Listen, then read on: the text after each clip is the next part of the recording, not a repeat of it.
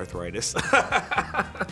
I mean, aches and pains and all the things that are, that happen. About 5 or 6 years ago, or maybe 7 years ago, maybe, I don't know, I started to become aware that things, like that were happening, and then really became aware of like, oh wait, I gotta really watch what I eat, and I have to make sure I stretch and exercise and go to the doctor and make sure I get these things checked out, because all this stuff is it is very real, but it's stuff I didn't think about for whatever, the first 40 years of my life that much. It starts to, it all starts to become very real, and I wish I had more of a sense of it maybe when I was younger, but the reality is what's gonna happen is gonna happen. You try to take care of yourself, and I think getting older can be daunting, and watching your parents get older, and just life, life is can be a very scary thing, but it's also an incredible, great thing. So there's that experience as you mature I think it helps you appreciate life a lot more.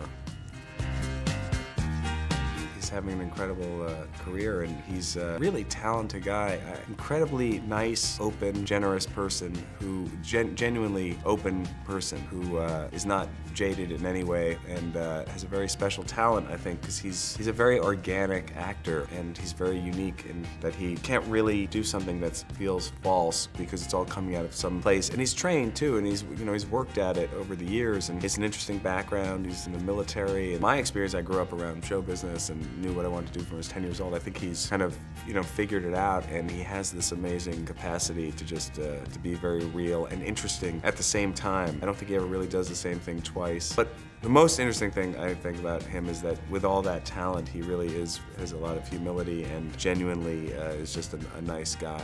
I think everybody loves working for Noah, loves his writing, and it's fun to just act his words and not have to worry about improvising or anything like that, because we sort of just, we shoot what he writes.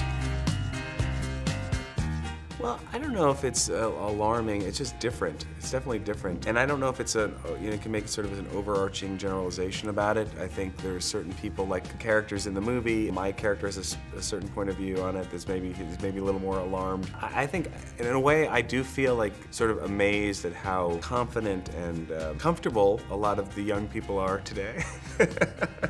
Whenever I say that, I feel like I sound like, an old guy, which I am. But, there's a certain, I think it comes maybe out of growing up with a lot of input, and a lot of access to the social media and digital entertainment and screens, just so much more at their fingertips, that I think there's a development, and not necessarily a maturation, but just a development that happens earlier, where people are doing things at a younger age.